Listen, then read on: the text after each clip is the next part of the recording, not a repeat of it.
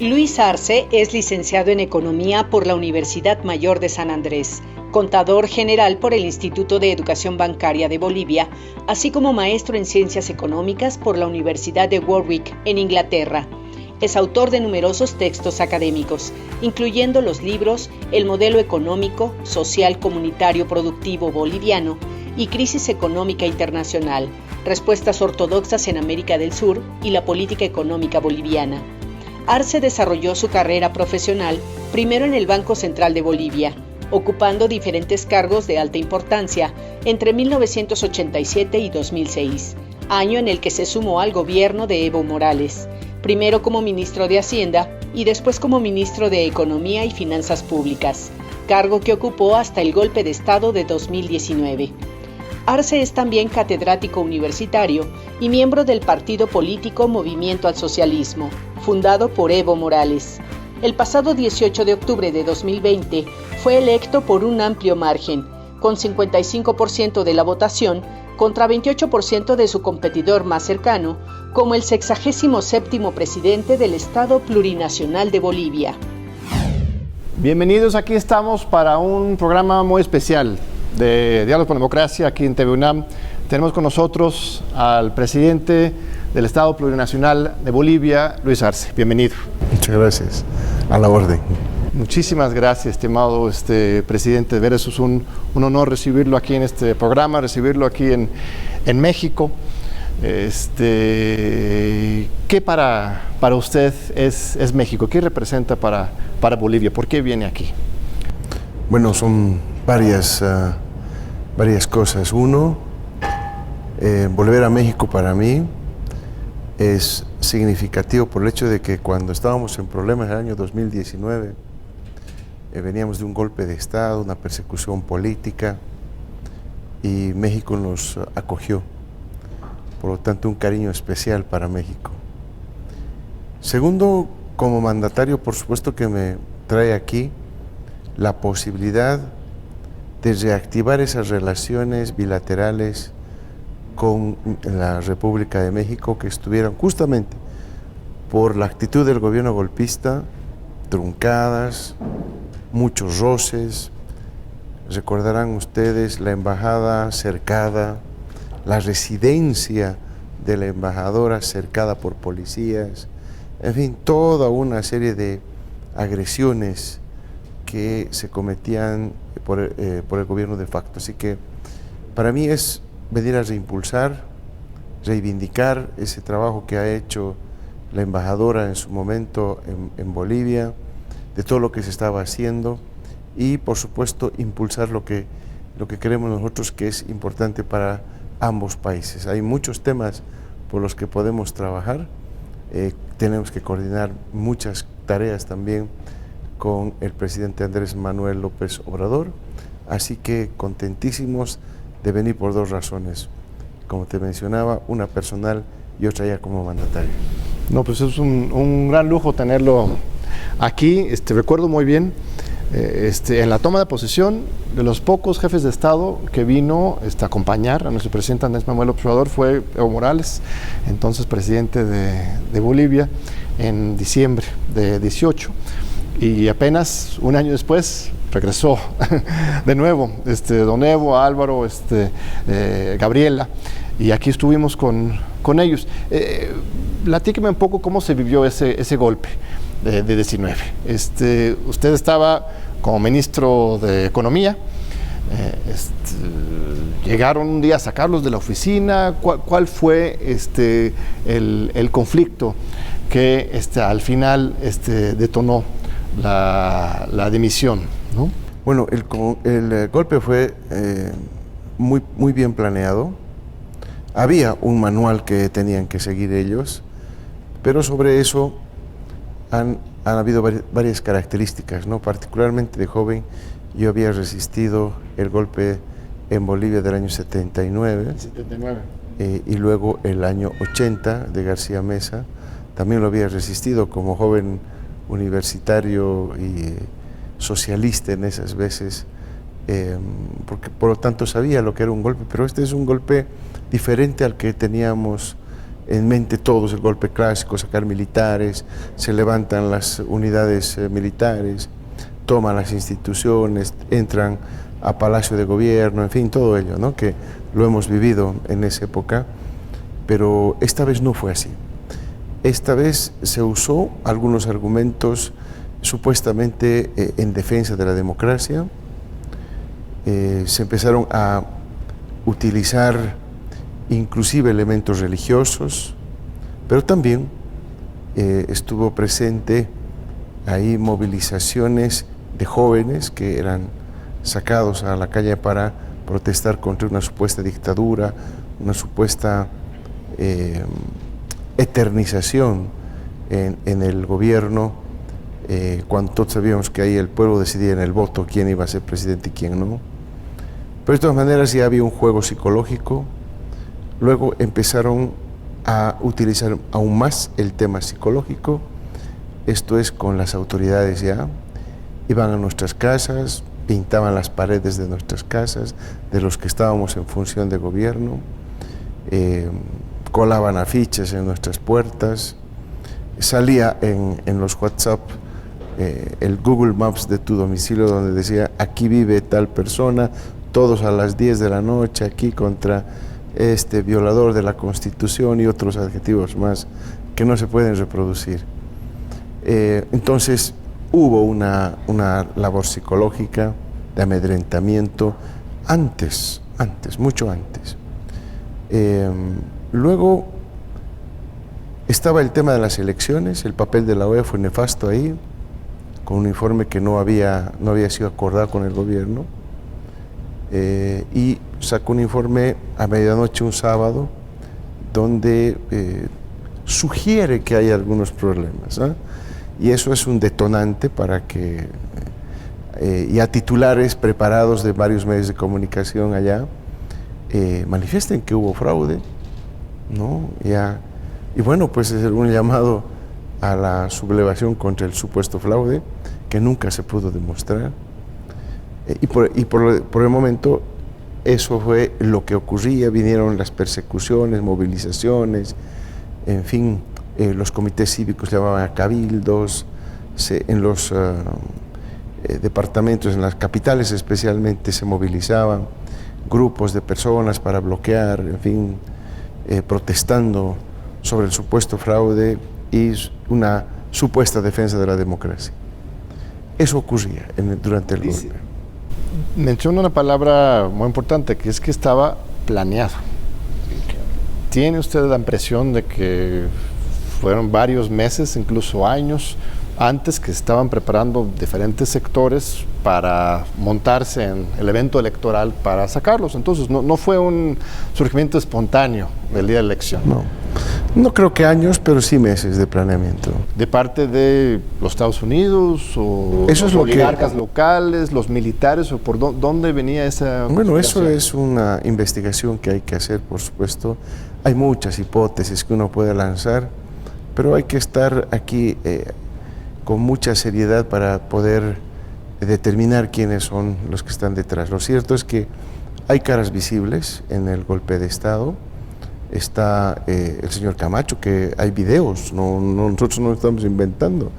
Hay videos donde él se lo ve explicando quién había sido el que le ayudó a él a hacer toda la movilización y el desmonte de las Fuerzas Armadas, ¿no? Él habla de su padre, inclusive, que estaba ahí, en un video que es generalizado, repito, eso ha circulado por todo lado, no nos estamos inventando para nada. También están los partidos políticos que se anticiparon y al día de las elecciones ya lanzaron también el tema de que hubo fraude sin tener siquiera ninguna prueba ni ningún fundamento, lanzaron. En fin, la OEA contribuyó, como le digo, de manera muy clara cuando señalaba algunas irregularidades en las elecciones, ¿no? y sin fundamento. Nunca se pudo demostrar eso, repito. Entonces, una serie de elementos, y luego de que el hermano Evo renuncia, se desata en el país una persecución a todo quien era militante del movimiento al socialismo. Hay 36 muertos, eso nadie habla, ¿no?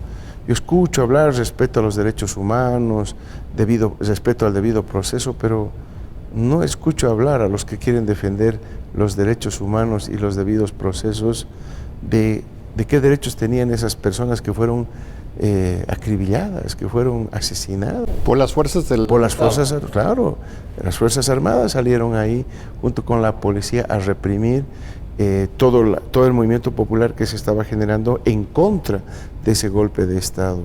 No estaban de acuerdo con el cambio de gobierno y salieron muy espontáneamente las organizaciones sociales a defender el proceso de cambio. Y bueno, recibieron ese efecto como respuesta. Nadie dice nada de eso. En Bolivia hubo 36 muertos, más de 2.000 heridos, 5.000 detenidos, torturas, en fin, persecuciones, enjuiciamientos. Yo mismo he sido víctima de toda esa parte. ¿Usted temió por su vida en ese momento? Bueno, todos temíamos por nuestra vida porque ahí había un desenfrenada policía y Fuerzas Armadas que no tenía un control democrático. Entonces realmente su vida de uno peligraba. Y por eso es que muchos compañeros, como el caso mío, tuvimos que refugiarnos en embajadas, estuvimos exiliados durante todo ese periodo del golpe de Estado, porque claramente ellos no iban a dejar piedra sobre piedra. Hemos visto cómo, por ejemplo, había compañeros que eran ministros o autoridades que eran incendiadas. De eso no se habla, de incendios de casas de nuestros compañeros. Inclusive la hermana del compañero Evo incendiaron su casa, del gobernador del departamento de Oruro, del ministro de minería, en fin, varias autoridades quemaron casas, del hermano del presidente de la Cámara de Diputados de ese momento. Lo hicieron andar desnudos por la ciudad y lo amenazaban con matarlo, y por eso tuvo que renunciar con eso. Esas son las renuncias forzadas que este golpe de Estado, una característica de este golpe de Estado, que de esa manera lograba que muchas autoridades del movimiento al socialismo, que fueron elegidas democráticamente, que fungían como autoridades, en ese entonces tuvieron que renunciar ante la presión de esos golpistas. Han actuado así, y no hay ni qué derechos humanos ni debidos procesos. Eso nadie reclamó.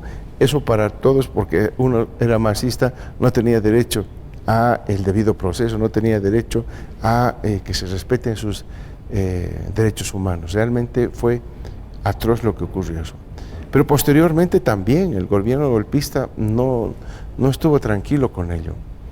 Luego de pasada la masacre, se firmaron acuerdos obligados con varias organizaciones sociales, y luego vino la otra represión, vino la represión sobre texto del coronavirus. Nos mandaron a cuarentena. Yo ya estaba en el país, había regresado al país, y claramente la cuarentena servía para simplemente alargar el mandato. Era un gobierno transitorio, no tenía que durar más de 3 meses, pero duró casi un año. Entonces habían intenciones de perpetuarse, y justamente los días que nuevamente se elegían para la nueva fecha de elecciones, justo salía el ministro de Salud a decir que ese momento iba a estar el pico del coronavirus. Todas las veces. Casualmente, para justificar la suspensión. ¿Cuáles son los delitos de los cuales se le acusa a Áñez? Bueno, hay varios juicios que están en curso, varios juicios. No conozco en detalle el memorial porque esto lo administra la justicia boliviana, pero son varios juicios que ya tiene en contra. Cabe recordar nomás temas de corrupción que se conocieron ya entrado nomás el gobierno. A los pocos meses se conocía, por ejemplo, que Entel, una empresa estatal, ¿no?, se estaban sacando dineros, se logró demostrar eso, se destituyó al gerente de Entel, ¿no?, que tenía mucha afinidad con el señor Camacho, que era uno de los que participó en el golpe de Estado en Bolivia. Entonces fue un elemento que quedó dudas, hubo corrupción, está YPFB, que se encontraron varias cosas que no estaban claras, lo que todo el mundo conoce, el tema de los respiradores, ¿no? Una compra corrupta de respiradores y que nunca llegaron además. El otro tema tiene que ver con el crédito del Fondo Monetario, que sí nosotros como gobierno, como corresponde, hemos planteado la denuncia formal, porque resulta que de acuerdo a las leyes y la constitución política del Estado, todo préstamo debe pasar por la Asamblea Legislativa. El endeudamiento es natural. Ellos tienen que aprobar. Pero resulta que la señora Áñez se endeudó con el Fondo Monetario Internacional, recibió los dineros, pero nunca había informado de eso a la Asamblea. La Asamblea desconocía que había ese crédito y cuando quisieron ya arreglar la situación ya era demasiado tarde porque todos se habían enterado ya de que ocurrió ya el desembolso hacia el país, ya los dineros se habían entrado a Bolivia. En fin, hay una serie de irregularidades por las cuales nosotros como gobierno, por supuesto, no podemos dejar de denunciarlo para que las autoridades efectúen las investigaciones correspondientes y sean ellas, el órgano judicial, el que en definitiva juzgue a la señora Áñez. No es venganza ni desquite, es justicia, rendición de cuentas. Nosotros lo hemos dicho en reiteradas oportunidades. Cuando yo estaba en campaña recorrí los 9 departamentos. Había mucho dolor, había mucho abuso del gobierno. Habían casos que me contaban que eran patéticos, que se acercaba durante la campaña gente a llorar a mi lado porque decía que entraban encapuchados a sus domicilios, a amenazarlos, a amedrentarlos, rompían vidrios de hoteles que eran de un masista, solo por ser masista. Ese tipo de amedrentamiento se tenía durante el gobierno de facto. Y nadie decía nada. Ahí no hay derechos humanos, ahí no hay debido proceso. Tuvimos compañeras que estuvieron encarceladas por ser masistas, por solo tener un trámite del compañero Evo, por ejemplo, a la cárcel, y no hay derechos humanos. Hubieron compañeros que perdieron su bebé estando encarceladas por trabajos forzados que les hacían hacer. Habían compañeras que estaban muy delicadas de salud, los llevaban a un hospital, pero las encadenaban a la cama del hospital. Sí, les encadenaban, salieron las redes, las fotografías de compañeras que estuvieron ahí. O sea, ese tipo de cosas se han cometido en Bolivia. Una barbaridad. Yo recibía el mandato del pueblo boliviano de recuperar la patria y de que se haga justicia. A nosotros no nos mueve ni el odio ni el afán de venganza. Es justicia. Alguien instruyó asesinar a 36 personas. Estamos hablando de 36 personas. Yo creo que la vida de una persona es sumamente valiosa como para que alguien instruya, ¿verdad?, de alguna manera que se dispare contra él. No, el pueblo lo que quiere es encontrar a los responsables, quiere justicia y el gobierno boliviano, por supuesto, va a apoyar. Lo dijimos en la campaña, que vamos a hacer justicia, nosotros vamos a hacer todo lo que sea necesario para demostrar la culpabilidad en todos los casos de corrupción que he mencionado, pero también vamos a ser fieles seguidores de todo este proceso para que se cumpla justicia, para que haya justicia en el país. Muy bien, estimado presidente. Si me permite, vamos a una breve pausa y regresamos en unos minutos para seguir con este muy importante diálogo con el presidente de Bolivia.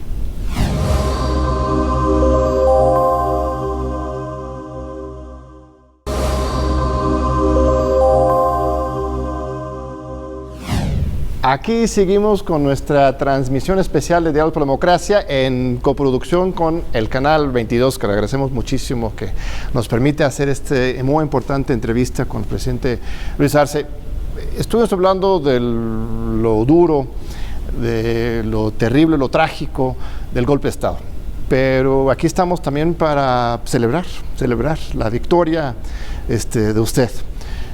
Después de apenas un año, bueno, el gobierno era transitorio de unos meses, pero como dice usted, querían seguir para siempre. El hecho de que tan rápidamente pudieron ustedes darle la vuelta con el mismo partido, además, el MAS, y con alguien del equipo gobernante durante los 13 años, el responsable de el plan económico tan revolucionario de Evo Morales, que usted llegara después de este golpe, pues es un milagro, casi. ¿Cómo lo explica? ¿Es por la cultura política de los bolivianos, factores internacionales? ¿Cómo se logra tan rápidamente darle la vuelta a esta situación? Bueno, primero que eso clarifica que hubo el golpe de Estado. Se impuso un gobierno, se impuso con las armas, hubo resistencia. Eso es lo que nunca mostraron, que hubo resistencia, pero en definitiva todo lo que había ocurrido, las muertes, todo ello, aplacaron, contuvieron, pero no detuvieron. Y la forma de expresarse del pueblo boliviano, de que no estuvieron de acuerdo con la forma de la represalia que se instauró contra la gente que defendía en las calles al gobierno nacional, es simplemente la gente que votó por nuestra candidatura. Nosotros venimos al país y ofrecimos un plan económico. La pandemia estaba anulando prácticamente la economía. Ya se venía desde noviembre del 2019, ya había una crisis económica en el país. Inmediatamente llega el régimen, ya la crisis económica empieza a sentirse en Bolivia. Del crecimiento que teníamos, que estaba por encima del 4%, apenas llegamos a un crecimiento el 2019 del 2,2%. ¿Por qué? Porque ese último trimestre que ellos manejaron la economía fue muy malo, y los bolsillos de la gente lo sintió. Al poco tiempo empezaron a aparecer casos de corrupción.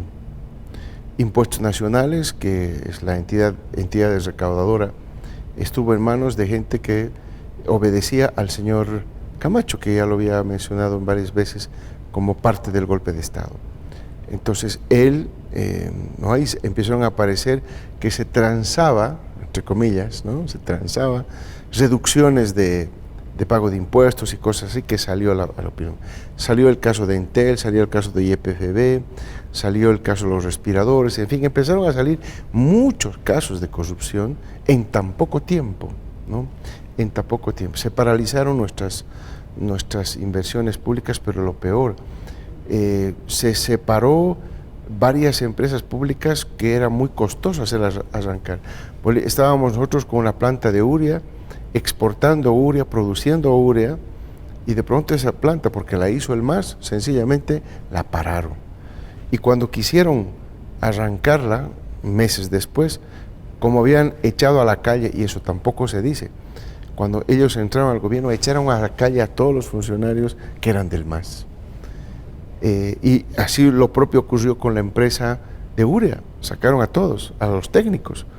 Cuando ellos asumieron, quisieron hacer arrancar, quemaron una turbina carísima, valiosísima, y recién ahora vamos a poder hacer arrancar en septiembre de este año nuestra planta de urea. En todo este tiempo, ¿qué ha estado ocurriendo cuando la planta de urea de Bolivia no estaba funcionando? Estábamos importando urea. Imagínense el daño económico que nos hacían por solo su incapacidad de manejar. Pero es que la derecha es así, la derecha en América Latina en realidad entra a los gobiernos básicamente a aprovecharse del Estado.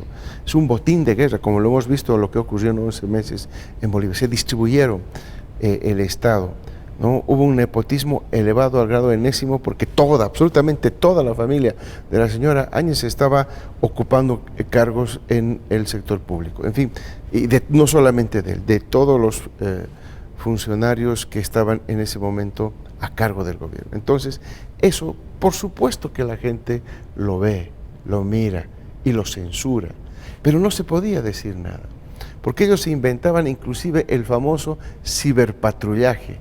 ¿Qué era el ciberpatrullaje?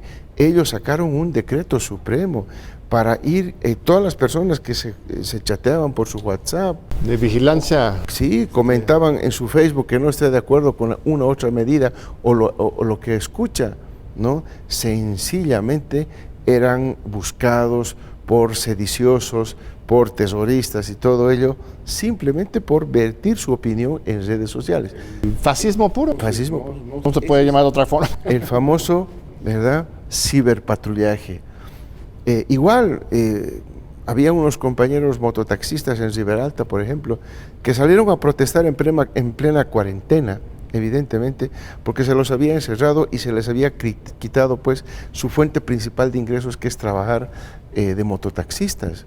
Entonces, fueron el gobierno, los arrestaron y los llevaron no a una cárcel del Beni, que es el departamento donde queda Riberalta, sino se lo llevaron a La Paz, al frío, sin ninguna cobija, sin ninguna ropa abrigada, con sus chancletas ahí vistiendo eso, tal cual como trabajan ellos allá en el Beni, donde hace calor. Estamos hablando de un lugar donde hace, qué sé yo, 30, 33 grados. Se lo llevaron a la cárcel, donde tenemos inclusive en algunas veces grados bajo cero de temperatura. Entonces, se cometieron esos hechos y nadie dice nada.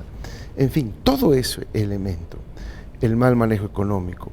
Este gobierno de facto no tuvo la capacidad de enfrentar la educación en plena pandemia y clausuró con una medida el año escolar. Hemos debido ser el único país que clausura el año escolar con una normativa que saca, porque no pudo manejar la educación en plena pandemia. Ni siquiera clases en línea o en la televisión, no sé. Clausuró. Se acabó. Clausuró.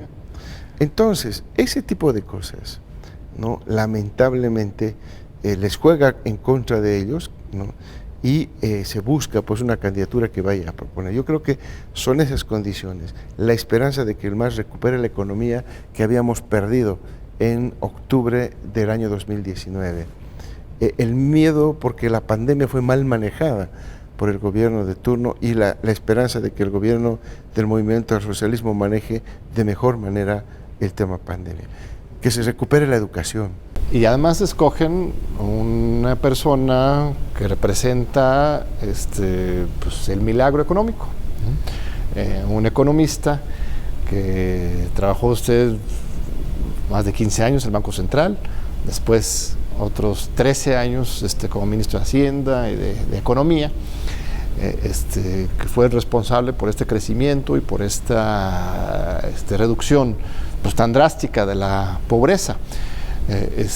Vamos a poder repetir ese esquema ahora. Bueno, es difícil por la pandemia, por supuesto, pero ¿cuáles son sus ideas, innovaciones económicas, continuidades también, para que Bolivia vuelva a ese sendero de crecimiento y de igualdad? Bueno, cuando concebimos con Carlos Villegas el modelo económico, los dos somos autores del modelo económico boliviano, teníamos en mente la nacionalización de los hidrocarburos y una serie de cosas. Pusimos en marcha, nos dio resultado, porque nuestro modelo es muy sencillo: generar excedentes, el Estado se apropia de los excedentes y hay redistribución del ingreso entre las personas, y eso hace que la economía empiece a mejorar, hay más aumento de ingreso, hay más demanda, hay más producción, y entramos al círculo virtuoso de la economía. Pues bien, esos principios ahora más que nunca son los que hay que aplicar. Todo país que enfrenta una pandemia, aplacando la economía, priorizando la salud, y en el caso boliviano fue pues radical la posición del gobierno de facto de matar a la economía y dedicarse solamente, exclusivamente, supuestamente a la salud, cosa que no lo hizo. Entonces teníamos que atacar por los dos lados. Primero, por reactivar el aparato productivo boliviano de la pandemia, pero también habían matado el mercado interno, habían matado la demanda interna. Por eso nosotros inmediatamente ingresamos al gobierno, inyectamos un bono que lo hemos llamado el bono contra el hambre. Había que hacer reaccionar la demanda interna, y eso es lo que tenemos que hacer los países ahora, hacer reaccionar, porque es como tener, qué sé yo, un paciente en coma inducido cuando lo metemos en cuarentena, ¿ah? Entonces en algún momento hay que hacerlo reaccionar, y los médicos siempre le ponen ahí algo para que uno reaccione, y eso es exactamente lo que ocurre en economía.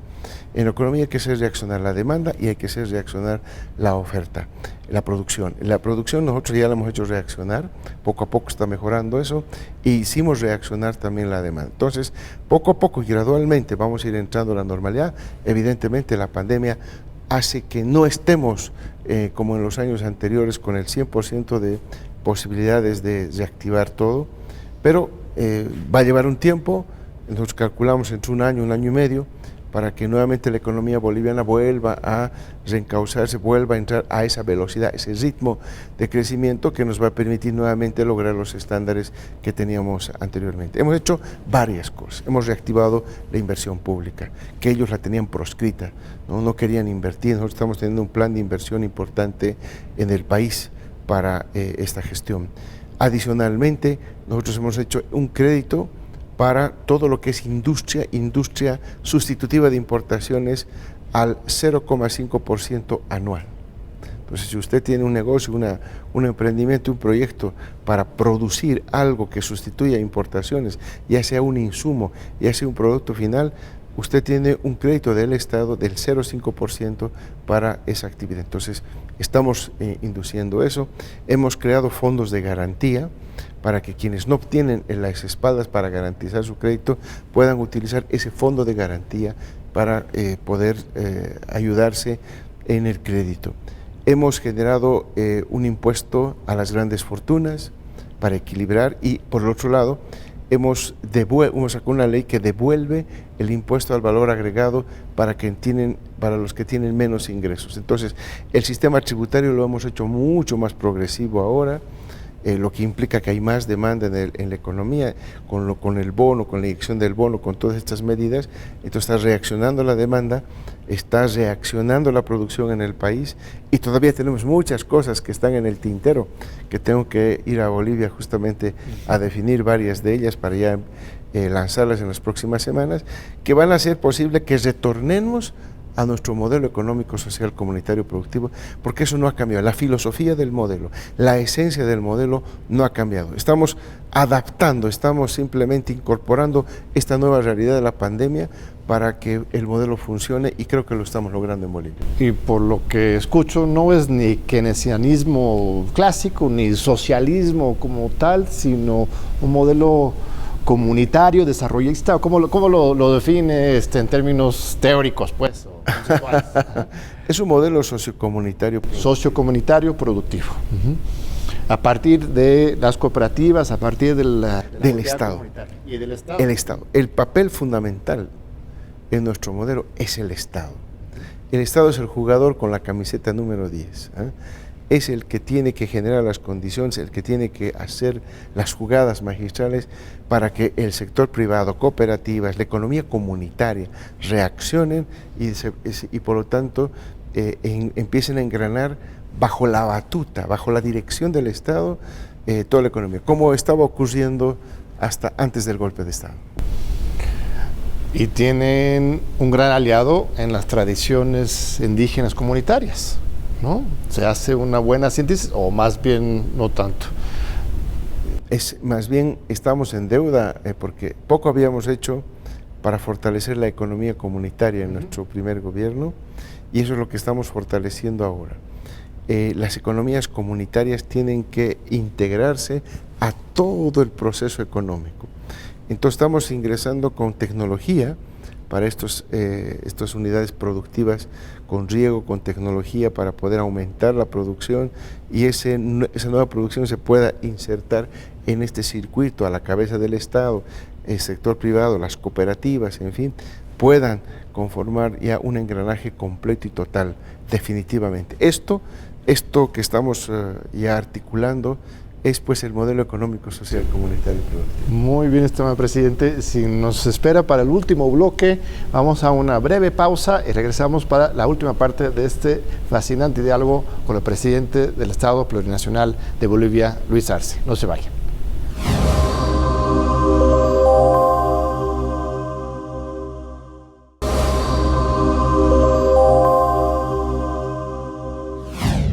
Aquí seguimos con nuestra entrevista especial con el presidente de Bolivia. Muchas gracias al Canal 22 por ayudarnos a hacer posible esta entrevista con Luis Arce. Bolivia es un país pequeño, de población, grande en espíritu, y también tiene una gran importancia a nivel internacional, ¿no? Incluso algunos teóricos dicen que el golpe de Estado pues no tenía que ver tanto con racismo, con autoritarismo, con intervencionismo local, sino que al final de cuentas era una jugada geopolítica por el litio de Bolivia, que era un castigo porque se atrevieron ustedes a hacer contratos con los chinos. Ahora que usted es presidente ya varios meses, ha recibido presiones de Washington, de los Estados Unidos, para rectificar el camino hacia ellos, y qué es lo que piensa hacer en esta visión geopolítica del nuevo gobierno de Luis Arce. No hemos recibido, porque hemos sido muy claros durante la campaña, hemos dicho que vamos a retomar lo que estábamos haciendo. Así que ahora eso es justamente lo que estamos haciendo. Por una parte, estamos impulsando nuevamente, estamos reactivando nuestra empresa de litio, que estaba también, como todas nuestras empresas, ahí marginadas. Hay un contrato que hay que discutir con una empresa alemana, donde habíamos avanzado durante nuestro primer gobierno, y si no prospera eso, buscaremos otro socio estratégico. Pero el litio boliviano estaba dividido básicamente: una parte se estaba negociando con una empresa alemana, y otra parte tenía la empresa china un contrato para poder investigar, profundizar potencialidades de otro salar que teníamos también en nuestro país. Entonces, esa política no va a cambiar. Queremos industrializar el litio en Bolivia, tenemos el potencial para hacerlo. Nosotros en este momento estamos produciendo carbonato de litio y cloruro de potasio, ya lo hacemos. Inclusive hemos producido de manera artesanal ya baterías de litio, ¿no?, que estaban siendo utilizadas en unos vehículos que también son producidos en Bolivia de manera artesanal, ¿no?, una industria muy, muy pequeña, pero que ya estaba mostrando poco a poco el potencial que podríamos tener si es que esto se masificara, si la producción fuera en gran escala. Por lo tanto, nosotros vamos a continuar con esa lógica del litio. El golpe de Estado en Bolivia no solamente es un golpe de Estado por intereses económicos. Sin duda, el litio es uno de los principales elementos, lo hemos visto. Hay declaraciones públicas que ha hecho el candidato a la vicepresidencia del gobierno de turno de ese momento, en fin, que auspician nomás de que detrás de todo ello había un interés por el litio, pero también hay otros motivos, ¿no?, políticos.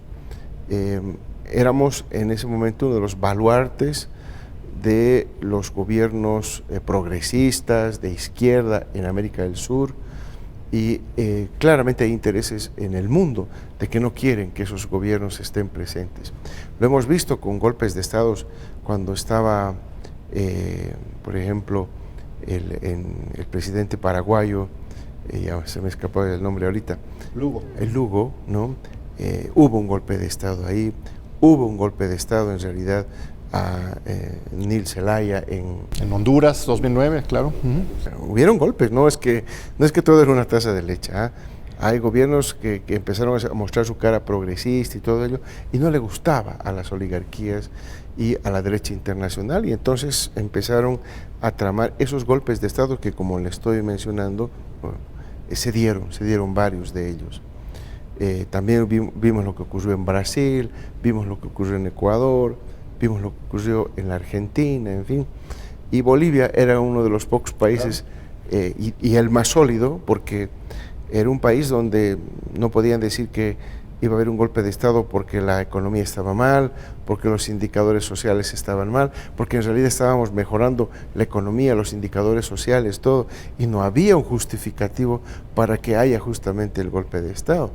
Entonces son otros móviles de carácter absolutamente político de frenar el avance de los gobiernos progresistas en América del Sur.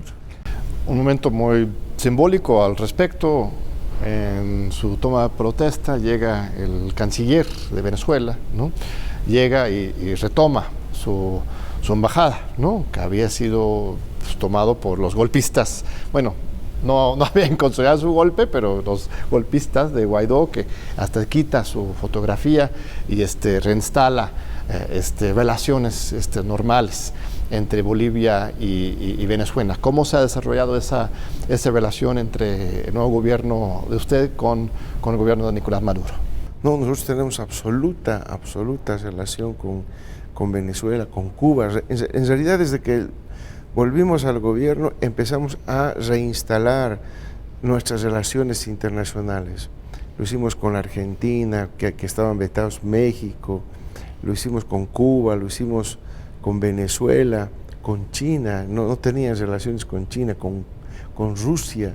Entonces nosotros inmediatamente volvimos, contactamos a los presidentes, a las autoridades, nuestro canciller también hizo un trabajo ahí para poder contactar a todos ellos y mostrarles que Bolivia quería retomar esas relaciones tan importantes, porque hoy por hoy los países no nos podemos dar el lujo de no tener un vecino, un país amigo que viva en nuestro propio barrio como es América del Sur. No podíamos darnos ese lujo y por lo tanto hemos buscado a todos. Estamos en contacto, hemos estado reconociendo varios de los embajadores de los países amigos, en fin, todo ha sido una retoma. A nosotros nos ha dado mucha pena lo que ha ocurrido con la embajada, como le mencionaba, de México, con el tratamiento hacia la Argentina, hacia los funcionarios de la Argentina, cómo los trataban cuando venían a nuestro propio país, en una vergonzosa actitud, pero también lo que ocurrió con Venezuela, ¿no? Dieron curso a que tomen la embajada de Venezuela en Bolivia, gente que no tenía absolutamente ninguna acreditación para hacerlo, solo por un tema ideológico. También Cuba tenía una clínica en La Paz, una clínica de solidaria, ¿no? Para la gente humilde, para gente que necesitaba, y esa clínica fue asaltada por el gobierno de facto, ¿no? Y no sabemos ahí qué es lo que pensaban encontrar, pero de pronto ese tipo de cosas no nos ha gustado y hemos restablecido las relaciones inmediatamente con todos ellos. ¿Y con Joseph Biden hablaron? No hemos tenido ocasión todavía de entablar una conversación con él directamente, pero nuestro canciller en La Paz, en Bolivia, se contactó con la representación norteamericana para empezar algunos diálogos, acercamientos, y esperemos que pronto tengamos una visita de nuestro canciller a Estados Unidos o viceversa para mejorar también las relaciones con los Estados Unidos. Una actitud positiva en principio sienten ustedes de parte del nuevo gobierno de Biden, no ha llegado con la espada desenvainada por lo menos. No, por el momento no, como ha sido solamente nuestra relación a través de la embajadora de Estados Unidos o a la representante encargada de negocios de Estados Unidos en Bolivia, que hemos tenido un acercamiento a través de nuestra Cancillería. Bien, un acto muy importante en que está participando usted aquí en México es un acto de conmemoración con el presidente López Obrador en la península de Yucatán, conmemorando la batalla de Champotón, que es pues una gran victoria del pueblo indígena en contra de los españoles. Bolivia es un país de grandes luchas indígenas, es un país indígena, compartimos mucho, ¿no? Usted mismo lo dijo hoy en la mañana, en la mañanera del presidente, que cuando usted estaba aquí de refugiado político, salía a comer sus tacos y sus tortas, conversaba con los mexicanos, que sentían mucha identificación, ¿no? Cuéntame de esa unidad latinoamericana, del pueblo latinoamericano. ¿Qué es lo que nos une en términos de luchas y de dignidades? Especialmente con México nos une esa pluriculturalidad que tenemos. Nosotros somos un estado plurinacional porque tenemos nacionalidades dentro de nuestro propio estado, que son de estos pueblos indígenas originarios, que tienen su propia lengua, que tienen su propia cultura, en fin, todo ello que nosotros respetamos y hemos reivindicado en todo este tiempo. Bolivia debe ser un país que ha sido líder en la reivindicación de los derechos indígenas, y entonces esa relación la vemos reflejada también acá en México. México tiene diversas nacionalidades también acá, culturas muy, muy interesantes, y todos tenemos raíces indígenas, el Abya Yala está acá presente, pues, ¿no?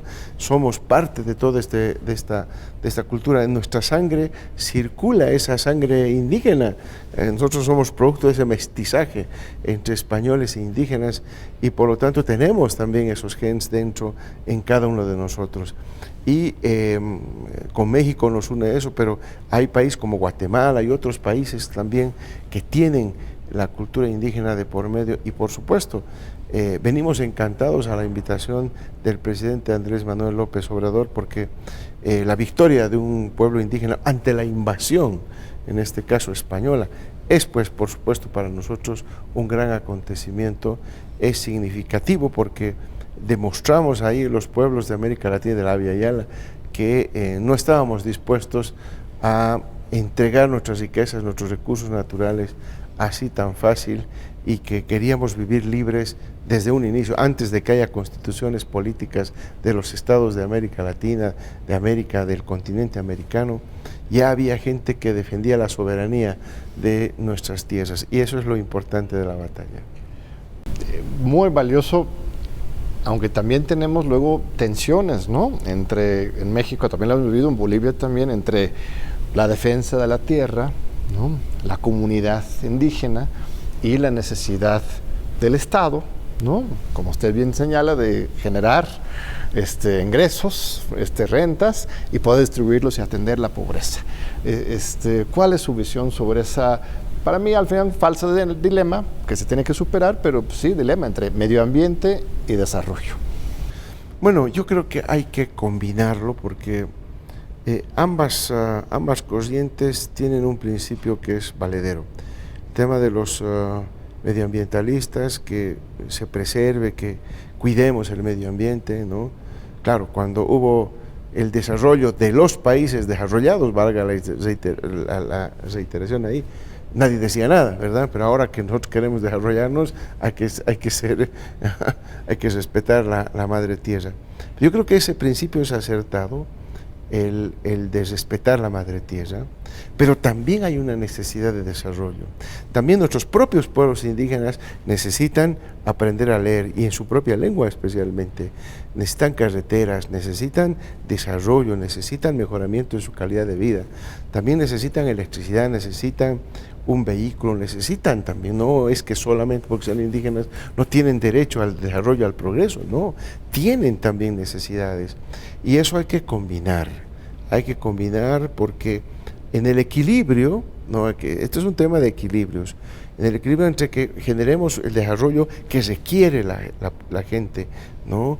La población, especialmente las comunidades indígenas, y tratemos de hacer el menor daño posible, ¿no?, a la madre tierra. Esa es la mejor combinación para poder llevar adelante. Ahora, esa combinación tiene un común denominador: el desarrollo de nuestros países para mejorar la calidad de nuestros pueblos, que sea compatible con el medio ambiente, es sumamente costoso, sumamente demandante en tecnología, y por eso en muchos foros internacionales nosotros hemos ido a pedir a los países desarrollados que lo que queremos es que haya transferencia tecnológica. Con transferencia tecnológica vamos a poder generar el crecimiento y el desarrollo de nuestros pueblos en armonía con el medio ambiente, ¿no? Nosotros somos respetuosos de la madre tierra, la Pachamama, como la llamamos nosotros. La Pachamama merece todo el respeto, pero también necesitamos mejorar la calidad de vida de los propios pueblos indígenas ahí. Entonces, esa combinación hay que hacerla. Es más caro el desarrollo de esa manera, y eso tienen que entenderlo los países desarrollados cuando están definiendo que hay que hacer desarrollo, que hay que cuidar el medio ambiente, que hay que hacer bonos verdes y no sé qué, pero esa tecnología que necesitamos debe estar al servicio de la humanidad y ya no al servicio de unos cuantos que se apoderan de la tecnología, que nos quieren vender a precios muy costosos la tecnología, cuando en realidad ellos, cuando se desarrollaron, cuando tuvieron la oportunidad de hacerlo y generar la tecnología que hoy tienen, no generaron en realidad los problemas que hoy estamos viviendo medioambientalmente. Pues muy bien, estimado presidente, un último mensaje para el pueblo de México que le abraza y le agradece su visita aquí a México. Bueno, yo cuando vengo a México me siento local, me siento como en casa. hay una gran afinidad, tenemos muchas costumbres que son iguales, somos muy parecidos. Inclusive, como decía en la conferencia con el presidente Andrés Manuel López Obrador, yo caminaba y me confundía con un mexicano, ¿no? Me preguntaban una dirección, por ejemplo, yo no sabía, yo no vivía en México. Pero bueno, comemos cosas muy similares, venimos de culturas similares porque las raíces son nuestros pueblos originarios indígenas, en fin, por lo tanto el pueblo mexicano siempre lo llevamos en el corazón. Es un pueblo muy valeroso y muy solidario y muy hospitalario. Abrumadora solidaridad que hemos recibido los bolivianos con el golpe de Estado y abrumadora solidaridad también, hospitalidad también cuando venimos acá. Así que un gran abrazo al pueblo mexicano y aquí cuenten con sus hermanos bolivianos. Pues igualmente, estimado Luis Arce, presidente del Estado Plurinacional de Bolivia, de veras, nuestra casa es tu casa, siempre estará bienvenido aquí. Muchísimas gracias y gracias al amable público porque siguió con nosotros. Nos vemos de nuevo en 8 días aquí en Diálogos por la Democracia y muchas gracias al Canal 22 por facilitar esta entrevista especial. Nos vemos en 8 días.